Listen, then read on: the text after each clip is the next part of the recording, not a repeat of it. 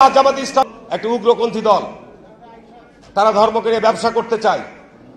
আর পরিষ্কার স্পষ্ট কথা আমি কয়েকদিন আগে বলেছিলাম যে যারা এই ধর্ম ব্যবসায়ী তারা ধার্মিক নয়, আর ধার্মিক তারাই যারা ধর্মভীরু এবং যারা আল্লাহকে ভয় করে। বন্ধুরা আমার, আমি আজকের মাননীয় সভাপতি এবং মাননীয় প্রধান অতিথির দৃষ্টি আকর্ষণ করে বলতে চাই, আমার এলাকায় বীরশ্রেষ্ঠ ক্যাপ্টেন মহিউদ্দিন জাহাঙ্গীর সাহেব শায়িত রয়েছেন। 1971 সালের 14 ডিসেম্বর উনি রাজাকারদের দ্বারা নিহত হয়েছেন, পাকিস্তানি সেনাবাহিনীর দ্বারা নিহত হন নাই। শেখ মুজিব সাধারণ ক্ষমা ঘোষণা করেছিলেন, শেখ হাসিনা এসে বিচার শুরু করেছিলেন। আমি মনে করি যে যুদ্ধ অপরাধীদের বিচার কন্টিনিউ করা দরকার রয়েছে, কারণ তারা এই স্বাধীনতার উষা লগ্নে বহু প্রথিতযশা মুক্তিযোদ্ধাকে তারা নির্মমভাবে হত্যা করেছে, সঠিক। সুতরাং এদেরকে যদি আপনার এই ক্ষমা করে দেওয়া হয়, তাহলে তারা এইভাবে জাতির মধ্যে বিভ্রান্তি অনৈক্য তৈরি করে ধর্ম নিয়ে ব্যবসা করে তারা জাতির মধ্যে যে ষড়যন্ত্র চক্রান্ত বীজ বুনতে চায় সেটিকে তারা এগিয়ে নেওয়ার চেষ্টা করবে। কিন্তু আমাদের মুক্তিযোদ্ধাদের এবং মুক্তিযুদ্ধের প্রজন্মদের যুগের পর যুগ আমি মনে করি তাদের রাজনৈতিক যে হিংসাত্মক কর্মকাণ্ড, শিক্ষাঙ্গনে তারা পায়ে রগ কাটে, শিক্ষাঙ্গনে তারা যে উশৃঙ্খলতা করে। শহীদ রাষ্ট্রপতি জিয়া রহমান একজন বীর মুক্তিযোদ্ধা শুধু নয়, উনি বাংলাদেশের রণাঙ্গনে শুধু একজন যোদ্ধাই নয়, উনি বাংলাদেশকে গড়ে তোলার জন্য যে সংবিধান প্রণয়ন করেছিলেন, সকল রাজনৈতিক মত এবং পথকে উনি সমবেত করার সুযোগ দিয়েছিলেন। আজকে তাদের দোসররা বলে যে 72কে সংবিধানকে ফেলে দিতে হবে। যারা সৃষ্টিকে, যারা জন্মকে অস্বীকার করে, আমি মনে করি তারা বেজন্মা, তাদের জন্মের কোনো ঠিকানা নাই। সুতরাং এই বিষয়গুলো সম্পর্কে আমাদের সজাগ এবং সতর্ক থাকতে হবে।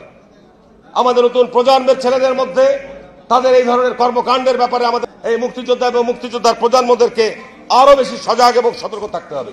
আপনারা নিশ্চয়ই লক্ষ্য করেছেন, এই কিছুদিন আগে এই 5ই আগস্টের পর হিন্দুদের সবচেয়ে বড় ধর্মীয় উৎসব দুর্গাপূজা অনুষ্ঠিত হয়েছে। সেখানে বহু জায়গায় আমি আজ আমাদের যে কোনো ডিবেট করতে চাই, কত বড় তাদের আলেমরা রয়েছে, কোরআনের এবং হাদিসের কোন ব্যাখ্যায় রয়েছে যে আপনার পূজা মণ্ডপ পরিদর্শন করে গিয়ে আলেম ওলামাদের বেশ ধারণ করে সেখানে কি আপনি গীতা পাঠ করবেন? এই যে আপনাদের কোন ইসলামিক আইনের মধ্যে, ইসলামিক দর্শনের মধ্যে রয়েছেন, সূরা কাফিরুনের তাফসীরের মধ্যে ওই জায়গায় কোন একজন আলেম ওলামাদের দরবার মানুষের যাওয়া নিষিদ্ধ। তার কারণ জমিনের মধ্যে সবচাইতে বড় আপনার শিরকি পূজা হয় আপনার দুর্গা পূজা। সেখানে ওনারা যে আপনার ইসলামিক গজল গাইতে শুরু করছেন চিরাগে, কি ব্যবস্থা নিয়েছেন এই সমস্ত আলেমদের বিরুদ্ধে? এই সমস্ত আপনাদের তথাকথিত ভুয়া আলেমদের বিরুদ্ধে কি ব্যবস্থা গ্রহণ করেছেন? এরা এই সমস্ত কর্মকাণ্ড করে বাংলাদেশের মানুষের মধ্যে আজকে বিভ্রান্তি। যে সামনে আমরা বারবার বিএনপি বলছি যে আমাদের অতি দ্রুততম সময়ের মধ্যে নির্বাচন অনুষ্ঠিত হওয়া দরকার। দেশে একটা বিশৃঙ্খলা বিরাজ করছে, একটা স্থবিরতা বিরাজ করছে। বিএনপি ক্ষমতা আসবে না, কে ক্ষমতা আসবে? কে ক্ষমতা আসবে বাংলাদেশে যদি আজকে 6 সালে 7 সালে যদি অন-11 সরকার মধ্যে যে সুষ্ঠু নির্বাচন হতো, তখনও বিএনপি ক্ষমতা আসতো। বিএনপিকে ক্ষমতা আসতে না দেওয়ার জন্য জাতীয় আন্তর্জাতিক ষড়যন্ত্র রয়েছে।